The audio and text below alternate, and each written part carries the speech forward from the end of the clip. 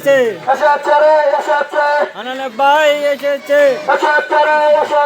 হানান ভাই এসেছে হানান ভাইয়ের আগমন শুভেচ্ছার স্বাগতম হানান ভাইয়ের আগমন শুভেচ্ছার স্বাগতম হানান ভাইয়ের আগমন শুভেচ্ছার স্বাগতম আমাদের গ্রামবাসীর পক্ষ থেকে লাল গোলাপ শুভেচ্ছা আমাদের গ্রামবাসীর পক্ষ থেকে লাল গোলাপ শুভেচ্ছা হানান ভাইয়ের আগমন শুভেচ্ছার স্বাগতম হানান ভাইয়ের আগমন শুভেচ্ছার স্বাগতম এসেছে হানান ভাই এসেছে আমাদের গ্রামবাসীর পক্ষ থেকে গোলাপ শুভেচ্ছা আমাদের গ্রামবাসীর পক্ষ থেকে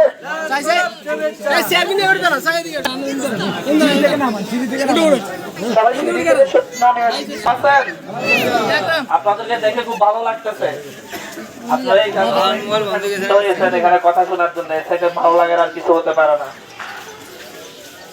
আমি আসলে হচ্ছে এখানে তেমন একটা আশা হয় নাই, যদিও আমাদের বাড়ি এই রাস্তায়, কিন্তু আমাদের এই রাস্তা দিয়ে যাতায়াতের সময় আপনাদের সকলের সাথে আমার দেখা হয়েছে একবার না একবার, এবং প্রত্যেকে আমার বাবাকে চেনেন, প্রত্যেকে কেউ আমার বাবার ছাত্র, কেউ বা হচ্ছে কোনো না কোনো ভাবে আমার বাবার সাথে জড়িত। আমার বাবার এইদিকে যাতায়াত অনেক ভালো আছে। আসলে আমরা তো ছোটবেলা থেকে শুধু পড়াশোনা নিয়ে ব্যস্ত ছিলাম, তেমন আড্ডা ছিল না, যার কারণে হচ্ছে আসলে মানুষজনের সাথে পরিচিতি কম, কিন্তু মানুষজনকে আমরা খুব ভালোবাসি, কারণ হচ্ছে সবার সাথে মিলেমিশে থাকি। যে কোনো মুহূর্ত আজকে আমার নিজের গ্রামে এসেছি বলতে গেলে, এটা আমার নিজের রাস্তারই মাথা। এই জায়গায় এসে আপনাদের সামনে তেমন কিছু বলার মতো আমার নেই।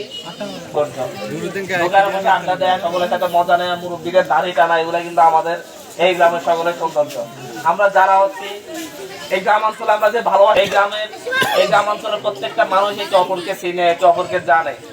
সেই হাতিয়ার কোন একজন মানুষ যদি মারা যায়, সারা হাতিয়ার মানুষ জানে যে অমুক জায়গায় একজন মারা গেছে, অমুক মারা গেছে, সকলে জানা যায়। পুরো হাতিয়ার বিভিন্ন জায়গা থেকে মানুষ জানা যায়। প্রথমে যখন পড়তাম তখন আমাকে জিজ্ঞাসা করা হতো আপনি জীবনে কি করবেন বা কি করতে পারবেন।